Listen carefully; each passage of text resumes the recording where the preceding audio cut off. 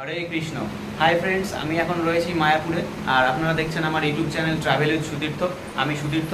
তো মায়াপুর একদিনের tour plan কীভাবে করবেন আজকের ভিডিওতে থাকছে সম্পূর্ণটি। আর একদিনের ট্যুর প্ল্যানে মায়াপুরে কোথায় থাকবেন, যদি কোনো হোটেল প্রয়োজন হয়, কী কী খাবেন, কী কী দেখবেন, এবং মায়াপুরে সাইট সিন কীভাবে করবেন, তার ভাড়াই বা কত, যাবতীয় থাকছে আজকের ভিডিওতে। তো ভিডিওটি স্কিপ না করে প্লিজ ভিডিওটি পুরোপুরি দেখার জন্য অনুরোধ রইল। আর চ্যানেলের ভিডিওগুলি যদি ভালো লাগে প্লিজ চ্যানেলটিকে সাবস্ক্রাইব করে রাখবেন, কারণ আপনাদের জন্য ট্রাভেলের এইরকম ইনফরমেটিভমূলক ভিডিও নিয়ে আমি ফিরছি খুব তাড়াতাড়ি। প্রথমে আসি মায়াপুর যাবেন কিভাবে। শিয়ালদহ থেকে মায়াপুর আসতে চাইলে শিয়ালদহ কৃষ্ণনগর লোকাল বা কৃষ্ণনগরগামী যে কোনো ট্রেনে করে শিয়ালদহ থেকে আপনাকে কৃষ্ণনগর নামতে হবে। বনগাঁর দিক থেকে যদি যেতে চান তাহলে বনগাঁ থেকে রানাঘাট থেকে কৃষ্ণনগরের যে কোনো ট্রেন ধরে কৃষ্ণনগর নামতে হবে। কৃষ্ণনগর স্টেশনে নেমে 1 নম্বর প্ল্যাটফর্মের দিকে আপনি এগিয়ে আসুন। এরপর 1 নম্বর প্ল্যাটফর্ম থেকে বাইরে এসে দেখতে পাবেন টোটো স্ট্যান্ড। টোটো স্ট্যান্ডের থেকে একটু এগিয়ে হেঁটে যেতে পারবেন। যদি যেতে পারেন তাহলে পেয়ে যাবেন অটো স্ট্যান্ড। এইভাবে আপনি টোটো এবং অটো কৃষ্ণনগর স্টেশনের বাইরে থেকে পেয়ে যাবেন। কৃষ্ণনগর থেকে মায়াপুর দুভাবে যাওয়া যায়।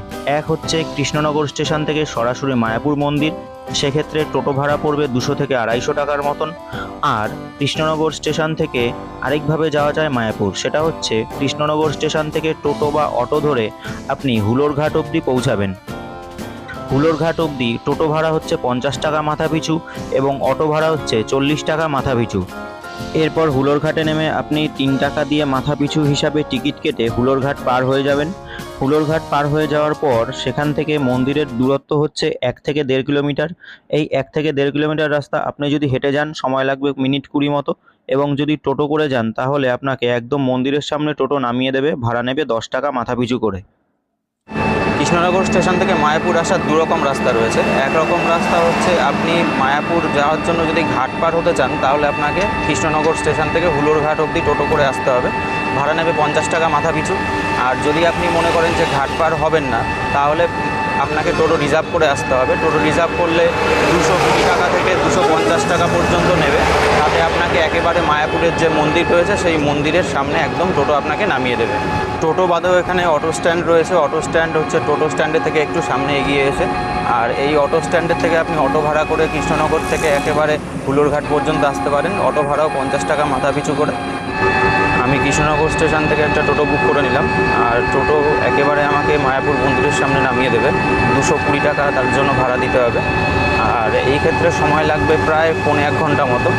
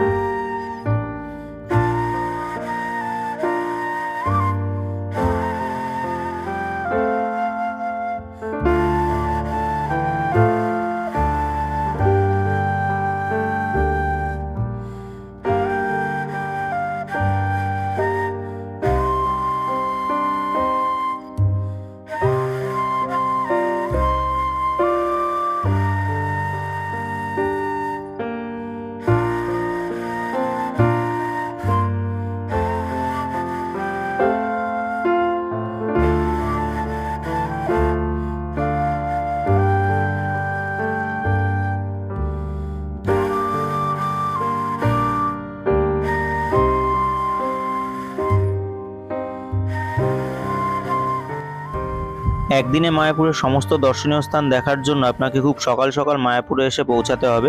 আমরা এখন পৌঁছে গেছি মায়াপুরে, আর আমরা রয়েছি এখন মন্দির চত্বরের পাশেই। আর এখন আমরা হোটেলের সন্ধানে রয়েছি, অর্থাৎ মায়াপুর এসে আপনাকে প্রথমেই একটা হোটেল সন্ধান করে নিতে হবে। হোটেল ভাড়া কিন্তু এখানে 100 টাকা থেকে 4000 5000 অবধি হোটেল ভাড়া এখানে রয়েছে। তো হোটেলের ভাড়ার বিস্তারিত তথ্যগুলো এবার আপনাদেরকে আমি দিয়ে দিচ্ছি। আমি যে হোটেলটা বুক করেছিলাম সেটা মন্দির থেকে পায়ে হাঁটা পথে 1 থেকে 1.5 মিনিট, আর এই হোটেলের নাম হচ্ছে জাহ্নবী তীর্থ হোটেল। আপনি জাহ্নবী হোটেল বললে যে কেউ টোটোওয়ালা আপনাকে এখানে নিয়ে আসবে। আর এই হোটেলে রুম শুরু হচ্ছে 300 টাকা থেকে, 300 টাকা থেকে 3000 টাকা পর্যন্ত রুম রয়েছে। তো আমি রুম নিয়েছিলাম 600 টাকায়, যেহেতু একদিনের জন্য প্যাকেজ আর একদিনই থাকবো, আর হোটেলে বেশিক্ষণ থাকা হবেও না, শুধু দুপুরবেলাটার জন্য। তার জন্য আমি 600 টাকার একটা রুম নিয়েছিলাম। আর এই হচ্ছে এনাদের রিসেপশন, মালিকের ব্যবহারও ভালো। আর রিসেপশন থেকে আপনার এখানে যাবতীয় কাজকর্ম মিটিয়ে আপনি রুমে চলে গিয়ে ফ্রেশ হয়ে নেন। হোটেল বাদে এখানে অনেক ভবন রয়েছে থাকার জন্য, সেগুলো এবার আপনাদেরকে দেখাচ্ছি। এটা হচ্ছে কোঞ্চ বিল্ডিং। এই বিল্ডিংয়ে এসে আপনি থাকতে পারেন, স্পট বুকিংও করতে পারেন, অর্থাৎ এসে বুক করে থাকতে পারেন, কিন্তু সেক্ষেত্রে আপনি ঘর নাও পেতে পারেন এবং কিছু কিছু সময় ঘর পাওয়া যায়। তবে এর বুকিংটা সাধারণত হয় 2 থেকে 3 মাস আগে অনলাইনের মাধ্যমে। গুগল থেকে আপনি কোঞ্চ বিল্ডিং লিখে সার্চ করে এখানে আপনি ঘর বুক করতে পারবেন, বা ইসকন টেম্পল বুকিং বা ইসকন রুম বুকিং অপশান থেকে আপনি এখানে বুক করতে পারবেন। এটা হচ্ছে গদা ভবন। এই গদা ভবনেও আপনি 2 থেকে 3 মাস আগে বুক করে রাখলে ভালো হয়। ইসকন গদা ভবন বলে সার্চ করে গুগল থেকে আপনি এই ঘর বুক করতে পারবেন। এখানে মোটামুটি 500 থেকে 5000 টাকা অবধি আপনি রুম বুকিং পেয়ে যাবেন।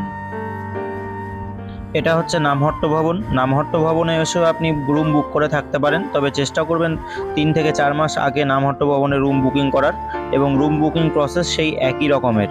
এই এলাকাটি কিন্তু সম্পূর্ণ মন্দির চত্বরের মধ্যে অবস্থিত। আর এই একটা রয়েছে শ্রী শ্রী গঙ্গা মাতা সেবা অফিস। এখান থেকে আপনি এই সেবা অফিসে যোগাযোগ করে এসে রুম বুকিং করতে পারেন। এখানে 400 থেকে 500 টাকার মধ্যে আপনি ইসকনের রুম বুকিং করে আপনি থাকতে পারবেন। এখানে অনেকগুলোই রুম রয়েছে এবং কমন টয়লেট, কমন বাথরুম রয়েছে। এখানে এসে আপনি অনায়াসে একদিন কাটাতেই পারেন। এরপর রয়েছে গৌরাঙ্গ কুঠির। এই গৌরাঙ্গ কুঠিরটি মন্দিরের ঠিক পেছনে অবস্থিত, অর্থাৎ মন্দিরের যেখানে পার্ক রয়েছে সেই পার্কের পাশেই অবস্থিত। এখানে 100 টাকা এবং 200 টাকার মধ্যে আপনি রুম পেয়ে যাবেন। এই বাঁদিকে যে চাচের বেড়া দেওয়া ঘরগুলো রয়েছে, এই বেড়া দেওয়া ঘরগুলো হচ্ছে 100 টাকা করে। এখানে আপনারা 3 জন থাকতে পারবেন এবং এখানে রয়েছে কমন পায়খানা বাথরুম। গৌরাঙ্গ কুঠির বুক করতে চাইলে আপনি এসে কিন্তু বুক করতে পারবেন না, এদের যে অফিস রয়েছে মায়াপুরে সেখান থেকে বুক করতে হবে। আর এখানে রয়েছে দালান ঘর, সেগুলোর ভাড়া হচ্ছে 200 টাকা করে। 200 টাকার বিনিময়ে 3 জন আপনারা এখানে থাকতে পারবেন এই দালান ঘরগুলোতে। এখানে অ্যাটাচ টয়লেট এবং পায়খানা বাথরুম সবই রয়েছে। তো এই হচ্ছে মায়াপুরে মোটামুটি থাকবার জন্য সুবন্দোবস্ত। হোটেল বা ভবন বুকিংয়ের কাজ মিটে গেলে এইবার আপনি চলে আসুন দুপুরের কুপন কাটার জন্য। চাইলে আপনি বাইরে হোটেল থেকেও খেতে পারেন, কিন্তু আপনি এখানে চাইলে আবার নামহট্ট ভবন, গদা ভবন, গীতা ভবন বা সুলভ খাবারালয় থেকেও খাবার এখানে দুপুরের খাবার খেতে পারেন।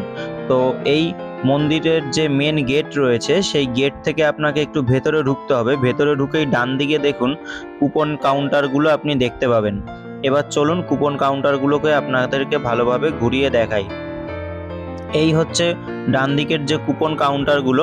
এখানে দেখুন লেখাই রয়েছে এখানে মহাপ্রসাদের কুপন পাওয়া যায়। এখানে রয়েছে গীতা ভবন, গদা ভবন এবং রয়েছে সুলভ খাবারালয়ের বিভিন্ন কুপন কাউন্টার। নামহট্ট ভবনের টিকিট মূল্য হচ্ছে 50 টাকা, গদা ভবনের টিকিট মূল্য হচ্ছে 80 টাকা। নামহট্ট ভবনের টিকিট দেওয়া হয় সকাল 9টা থেকে 12টা পর্যন্ত, আর গদা ভবনের টিকিট 9টা থেকে 10টা পর্যন্ত দেওয়া হয়। আর যে সুলভ খাবারালয়, সেই সুলভ খাবারালয়ের টিকিট মূল্য হচ্ছে 40 টাকা মাথা পিছু। এখানে টিকিট দেওয়া হয় সকাল এবং দুপুর 2 বেলায়, অর্থাৎ সকাল 8টা থেকে শুরু করে দুপুর 1টা পর্যন্ত এখানে আপনি টিকিট পেয়ে যাবেন।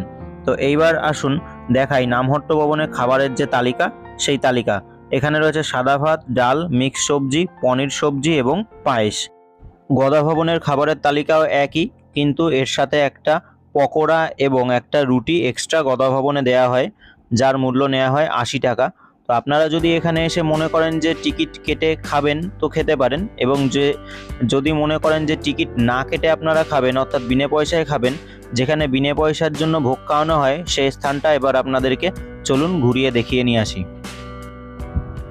এটি হচ্ছে সেই অনুদান ভবন বা অনুদান কেন্দ্র, যেখানে থেকে আপনি 3 বেলায় বিনা পয়সায় ভোগ খেতে পারবেন।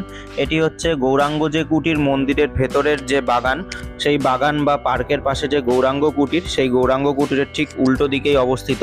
এখানে আপনি সকাল থেকে রাত অবধি খাবারের কুপন পেয়ে যাবেন এবং এখানে খিচুড়ি থেকে শুরু করে পরমান্ন, মহাপ্রসাদ সমস্ত কিছুই খাওয়ানো হয়, যার মধ্যে ভাত, ডাল, সবজি, পনির সমস্ত কিছুই থাকে।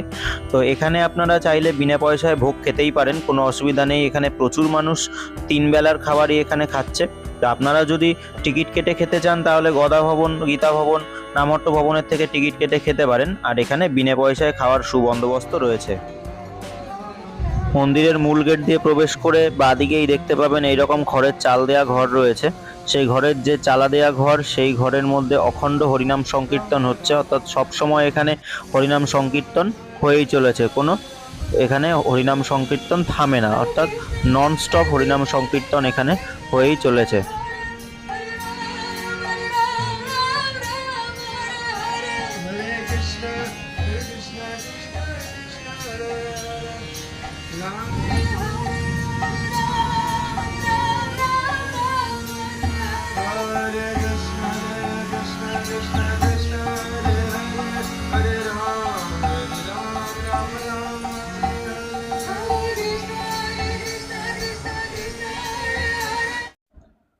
এরপর সকালের খাওয়া দাওয়া সেরে একটা টোটো বুক করে নিয়ে মায়াপুরের সাইট সিনের উদ্দেশ্যে বেরিয়ে যান।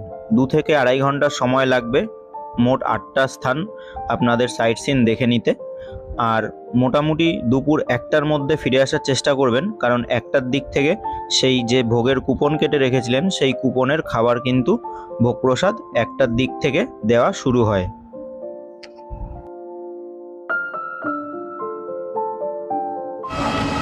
মায়াপুর এসে মায়াপুর মন্দিরের সামনের থেকেই যে টোটো স্ট্যান্ড, সেই টোটো স্ট্যান্ড থেকে টোটো নিয়ে নেবেন। আর টোটো নিয়ে মোটামুটি 8টা সাইট সিন এখান থেকে আপনারা করতে পারবেন। 8টা সাইট সিন টোটাল আপনাদের 500 টাকা মতো খরচা হবে। আর টোটো থেকে আপনারা ভালোভাবে যাবতীয় যে সাইট সিনগুলো করে নিতে পারবেন। মায়াপুরের মধ্যে রয়েছে 5টি স্থান আর তার বাইরে রয়েছে 3টে স্থান, টোটাল 8টা স্থান আপনাদের 500 টাকার মধ্যে হয়ে যাবে। তো আমি একটা টোটো ভাড়া করে নিয়েছিলাম এবং 500 টাকার মধ্যে আমাকে সমস্ত 8টা স্থানে দেখিয়ে দিয়েছে। আর আমি টোটোর নাম্বার ডেসক্রিপশানে দিয়ে দেবো, প্রয়োজনে আপনারা দেখে নিতে পারেন। প্রথম যে স্থানটা আমরা দেখলাম সেটি হচ্ছে শিবডোবা ও গৌরনগর শ্রী শ্রী বসন্ত গোস্বামী গৌড়ীয় মঠ। মঠের ভেতরের ছবি তোলা সম্পূর্ণ বারণ, তাই ভেতরের কোনো ভিডিও দেখাতে পারলাম না। বাইরের থেকে যেটুকু সম্ভব সেটুকুই আপনাদেরকে দেখাচ্ছি।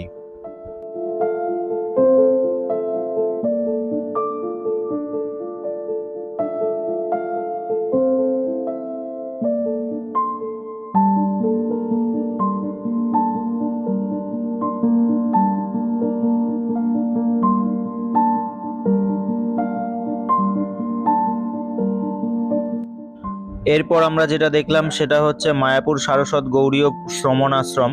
ভেতরে আছে বৃন্দা মহারানী, তাকে 4 বার আপনি প্রদক্ষিণ করে নিতে পারেন।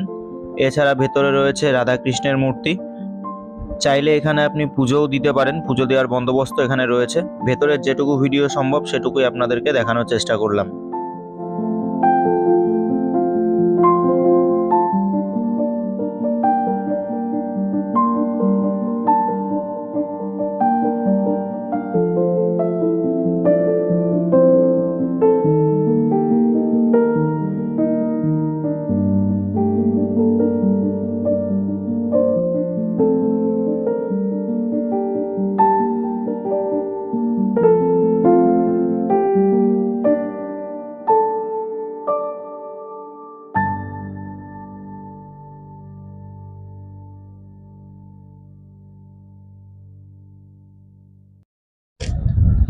এরপর দেখে নিতে পারেন চৈতন্য প্রভুর জন্মস্থান গৌরকুণ্ড, মাতা শচী দেবী ও পিতা জগন্নাথ মিশ্র সেই পুরাতন নিমগাছও এখন সেখানে রয়েছে। গৌর গদাধর ও শ্রী শ্রী লক্ষ্মী নৃসিংহদেবের মন্দির। মন্দিরের ভেতরে ছবি তোলা সম্পূর্ণরূপে নিষিদ্ধ, তাই ভিডিওতে যেটুকু সম্ভব সেটুকুই ভিডিও আপনাদের করে দেখাচ্ছি। চলুন ভেতরটা এবার আপনাদেরকে ঘুরিয়ে নিয়ে আসি।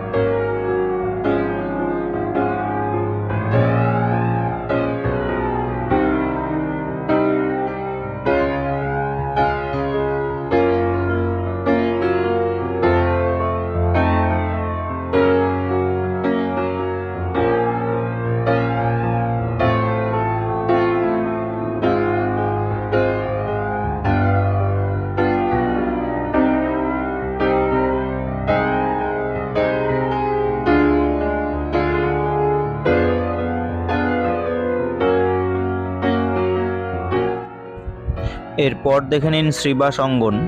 এখানে মন্দিরে সেই ভাঙা ঢোল দেখতে পাবেন, যেটি কিনা হরিনাম সংকীর্তন করার সময় চাপাল গোপাল ভেঙে দিয়েছিল শ্রীবাস অঙ্গনে গিয়ে। সেই ঢোলটি অর্থাৎ ভাঙা ঢোলটি এখনও সেখানে রয়েছে।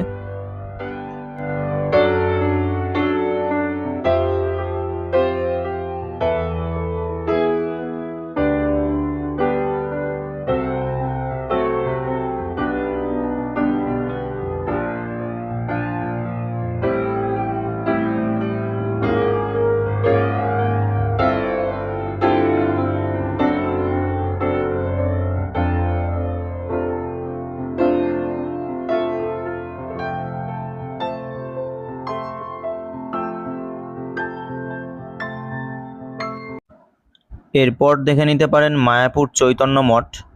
এখানে আছে রাধাকৃষ্ণের মন্দির, রয়েছে শ্যামকুণ্ড, রাধাকুণ্ড, তাতে রয়েছে অনেক রকমের বড় বড় মাছ। চাইলে মাছের খাবার কিনে আপনি মাছকে খাওয়াতে পারেন। রয়েছে চৈতন্য লীলা প্রদর্শনীর একটা মিউজিয়াম, রয়েছে গিরিরাজ, দেখতে পাবেন বিশাল আকারের সেই তমাল বৃক্ষ। তো চলুন ভেতরটা সম্পূর্ণ আপনাদেরকে ঘুরিয়ে নিয়ে আসি।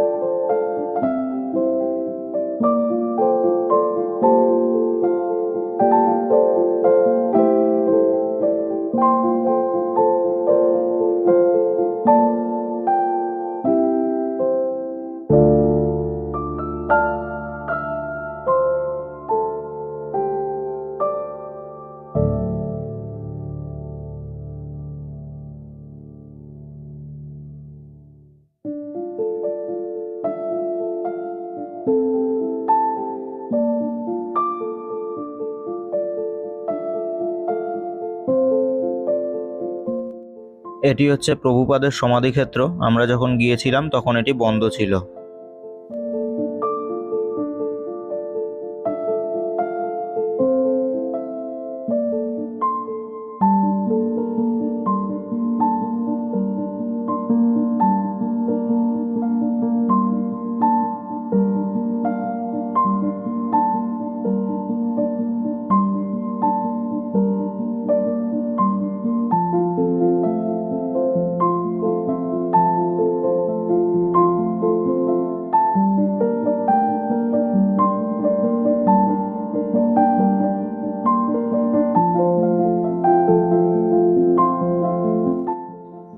এই সামনেই রয়েছে শ্যামকুণ্ড।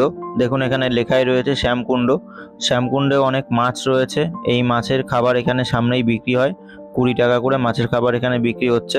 শ্যামকুণ্ডের জল আপনি চাইলে মাথায় নিতে পারেন, কিন্তু স্নান, পা ধোয়া এবং কুলকুচি এখানে নিষিদ্ধ।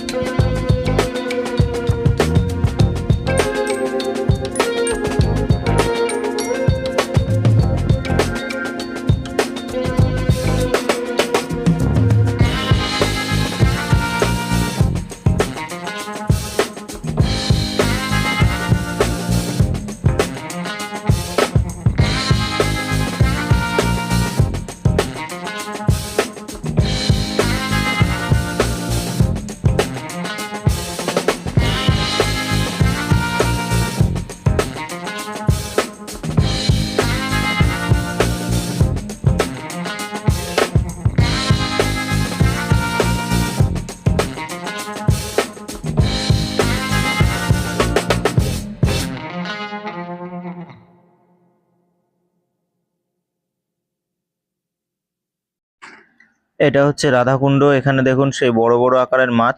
এই মাছের জন্য এখানে খাবার বিক্রি হয়, আপনি চাইলে এই মাছগুলোকে খাবার দিতে পারেন। আর এই হচ্ছে সামনে গিরিরাজ। গিরিরাজকে মালা দিয়ে আপনি পুজো দিতে পারেন। এক পিস মালা এখানে 10 টাকা হিসাবে বিক্রি হচ্ছে।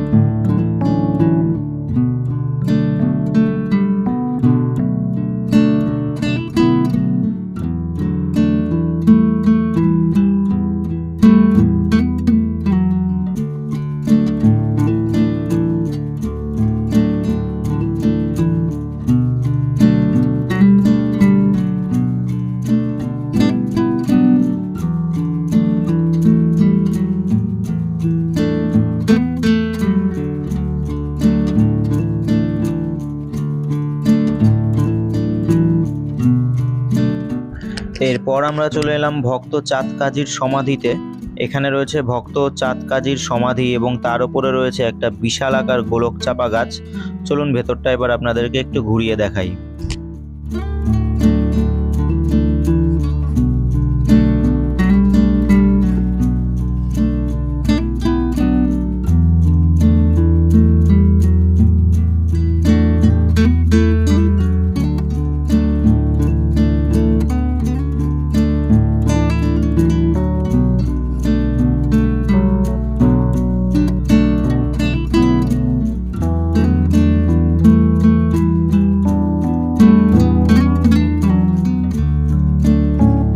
এখন আমি দাঁড়িয়ে আছি সেন বংশের রাজত্বকালে তৈরি বল্লাল সেনের যে বল্লাল ঢিপি, সেই বল্লাল ঢিপি। তো এবার বল্লাল ঢিপিটা আপনাদের পুরোটা ঘুরিয়ে দেখাই, চলুন।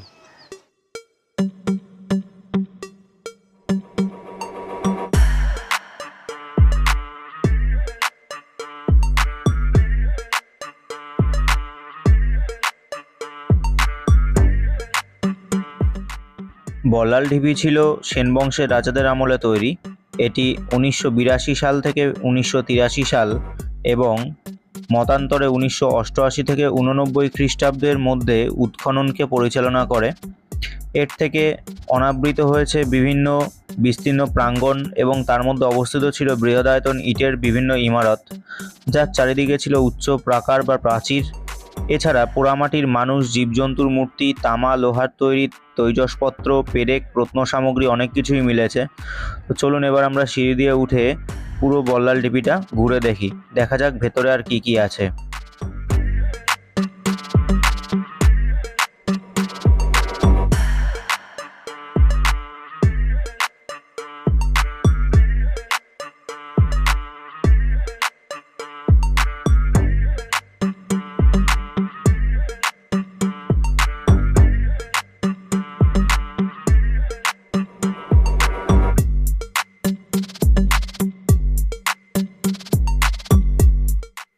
সবশেষ চলে আসুন শ্রী শ্রী জগন্নাথ বলরাম ও সুভদ্রা দেবীর মন্দির অর্থাৎ জগন্নাথ বাড়িতে।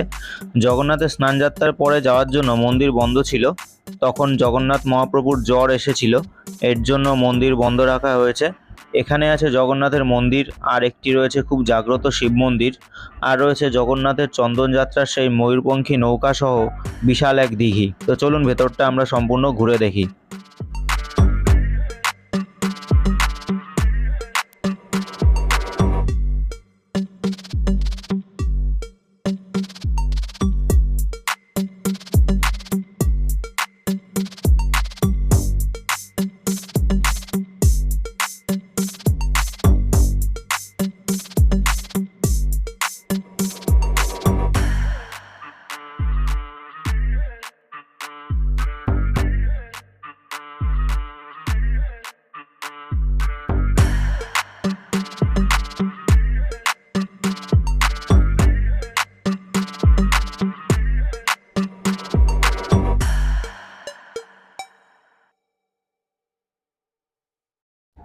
এইবার চলুন আমরা সেই জাগ্রত শিব মন্দির আর সেই ময়ূরপঙ্খী নৌকা দেখে নিই। এটা হচ্ছে সেই জাগ্রত শিব মন্দির। এই মন্দিরটাকে খুব জাগ্রত হিসেবে মনে করা হয়, বলেন যে ভগবান এখানে শিব ঠাকুর মনের বাসনা সমস্ত কিছু পূর্ণ করেন, যার জন্য অনেকে গাছে ঢিল বেঁধে দিয়ে যান। আর এইটা হচ্ছে সেই ময়ূরপঙ্খী নৌকা, যেখানে জগন্নাথ দেবের চন্দন যাত্রার জন্য জগন্নাথ দেবকে এই ময়ূরপঙ্খী নৌকায় উঠিয়ে এই পুরো দিঘিটাকে ঘোরানো হয়। সাইট সিন করা হয়ে গেলে তারপর আপনার নির্বাচিত যে ভবনের টিকিট কেটে রেখেছিলেন দুপুরের ভোগ খাওয়ার জন্য, সেইখানে চলে আসুন এবং সেখানে লাইনে দাঁড়িয়ে পড়ুন। আমি টিকিট কেটেছিলাম নামহট্ট ভবনের, তাই নামহট্ট ভবনের সামনে আমি এখন চলে এসেছি। আর এই নামহট্ট ভবনের লাইন দেখুন, খাওয়ার জন্য প্রচুর লাইন পড়ে গেছে। তখন বেলা 1:10 বাজে আমি যখন খাওয়ার লাইনে প্রবেশ করেছিলাম। এইভাবে লাইন দিয়ে আপনাকে নামহট্ট ভবনের যে খাবারের ভোজনালয়, সেই ভোজনালয়ের ভেতরে প্রবেশ করতে হবে। আর প্রবেশ করার সময় কিন্তু আপনাকে সেই যে কুপনটা দিয়েছিল টিকিট কাটার সময় সকালবেলায়, সেই কুপনটা কিন্তু আপনাকে দেখাতে হবে। সেই কুপন দেখিয়ে আপনাকে ভেতরে প্রবেশ করতে হবে। কুপন দেখিয়ে ভেতরে প্রবেশের পর এরকম লাইন দিয়ে আপনাকে খাবার সংগ্রহ করে নিতে হবে। প্রথমে পাতা দেবে, তারপরে দেওয়া হয়েছিল ভাত, ডাল, সবজি, তারপরে পনির এবং তারপরে পায়েস। এখানে খাবার কিন্তু অফুরন্তর পাবেন আপনি। একবার যে খাবার নেওয়ার পরে খাবার আবার পুনরায় আপনি নিতে পারেন, যত খুশি আপনি পেট ভরে এখানে বসে খেতে পারেন। জলের জন্য ব্যবস্থা আছে, জলের বোতল যদি আপনারা নিয়ে নিতে চান নিয়ে নিতে পারেন, না হলে ভেতরেও গ্লাসে করে জল দেওয়ার ব্যবস্থা এখানে রয়েছে। খাওয়া দাওয়া বেলা 2টো থেকে 2:30টার মধ্যে হয়ে যাওয়ার পর আপনি চলে আসুন হোটেলে, যেখানে রুম বুক করেছিলেন সেখানে একটু 2 ঘন্টা মতো রেস্ট নিয়ে 4:30টার দিকে বিকেলে বেরিয়ে পড়ুন এবার মন্দির দেখতে। মন্দির চত্বর ঘুরে দেখতে সময় লাগবে প্রায় ঘন্টা 2 মতো, তাই মন্দির চত্বরের দেখার জন্য হাতে সময় নিয়ে বেরোবেন। এটা হচ্ছে মায়াপুরের যে বড় মন্দিরটা, অর্থাৎ যাকে বলা হয় চন্দ্রোদয় মন্দির, সেই চন্দ্রোদয় মন্দির। এখানে আপনি 10 টাকার বিনিময়ে টিকিট কেটে ভেতরে ঢুকে দেখতে পারবেন। আমার সেদিন সৌভাগ্য ছিল না, কারণ সেদিন মন্দিরের ভেতরে ঢোকা বন্ধ ছিল। আমি যেদিন গিয়েছিলাম তো সেই দিন আমি মন্দিরের ভেতরটা প্রবেশ করতে পারিনি, তাই ভিডিওটা আমি আপনাদের দেখাতে পারলাম না। তো মন্দির চত্বরটা আমি পুরো ঘুরিয়ে এবার আপনাদেরকে দেখিয়ে দেবো। আর মন্দির চত্বরের আশেপাশে কি কি আছে সমস্ত দেখার স্থানগুলো আপনাদেরকে আমি দেখিয়ে দেবো।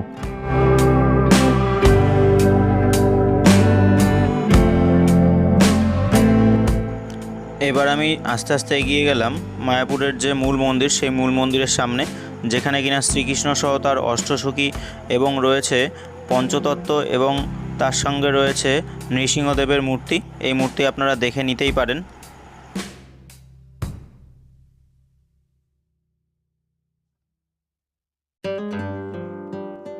আর একটা কথা বলে রাখি, মায়াপুরের যে পুরনো মন্দির, যেখানে কিনা আপনি সন্ধ্যা আরতি এবং ঠাকুরের মূর্তি দর্শন করার জন্য প্রবেশ করতে পারেন, সেখানে প্রবেশ করার জন্য কিন্তু আপনার কোনো টিকিট মূল্য নেই।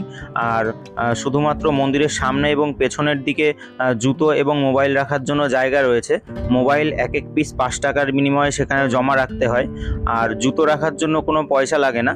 জুতো এবং মোবাইলের জন্য আপনাকে ওরা টোকেন দিয়ে দেবে, সেই টোকেন দেখিয়ে আপনি আবার জুতো এবং আপনার যে মোবাইল সেটি সংগ্রহ করে নিতে পারবেন। ভালোই সুবন্দোবস্ত রয়েছে। তো চলুন এবার পার্কটা আমরা সম্পূর্ণ ঘুরে দেখে নিই।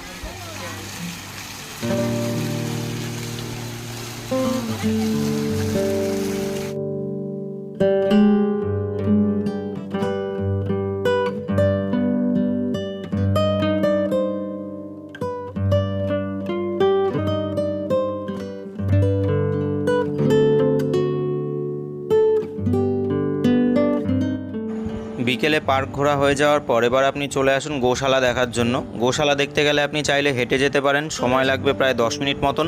গোশালাটি পার্কের পেছনের দিকেই অবস্থিত। আর যদি আপনি মনে করেন হেঁটে যাবেন না, টোটো করে যাবেন, সেক্ষেত্রে 10 টাকার বিনিময়ে আপনি মাথাপিছু ভাড়া দিয়ে গোশালায় পৌঁছাতে পারবেন। সময় লাগবে 2 থেকে 3 মিনিট মতন। গোশালায় ঢুকে এরকম একটি ফটকদ্বার দেখতে পাবেন, যেখানে গোমাতার মূর্তি করা রয়েছে। তো চলুন এবার আমি গোশালার দিকে প্রবেশ করি আর আপনাদের দেখাই ভেতরে কী আছে।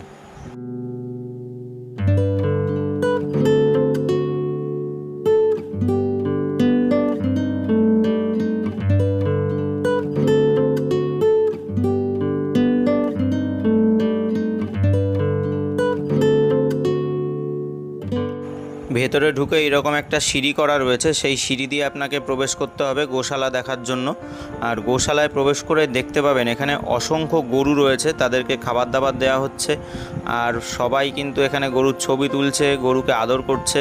তো এখানে গরুদের যে খাবার দাবার দেওয়ার বন্দোবস্ত সেগুলো কিন্তু খুবই ভালো। আর এখান থেকে যে দুধ উৎপন্ন হয় সেখানকার দুধের উৎপন্ন হওয়া যে ঘি, সেই ঘি এবং সন্দেশ মিষ্টি এখানে কাউন্টার আছে, সেখান থেকেও আপনি চাইলে কিনে আনতে পারেন।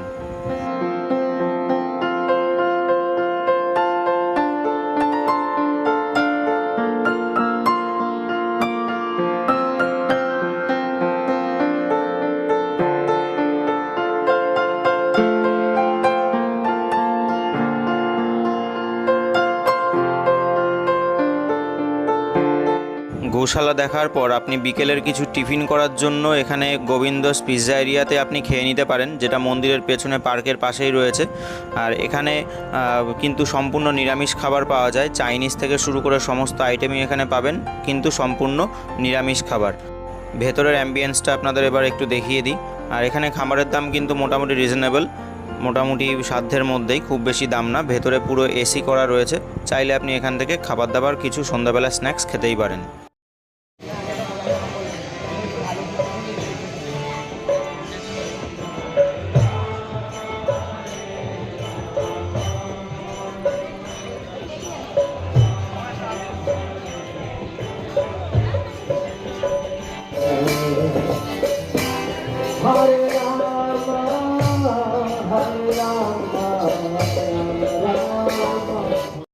বিকেলের টিফিন হয়ে যাওয়ার পর আপনি চলে আসুন মূল মন্দিরে। মূল মন্দিরের সামনে জুতো এবং মোবাইল জমা রেখে প্রবেশ করুন মূল মন্দিরে, এবং সেখান থেকে আপনি দেখতে পারেন সন্ধ্যা আরতি।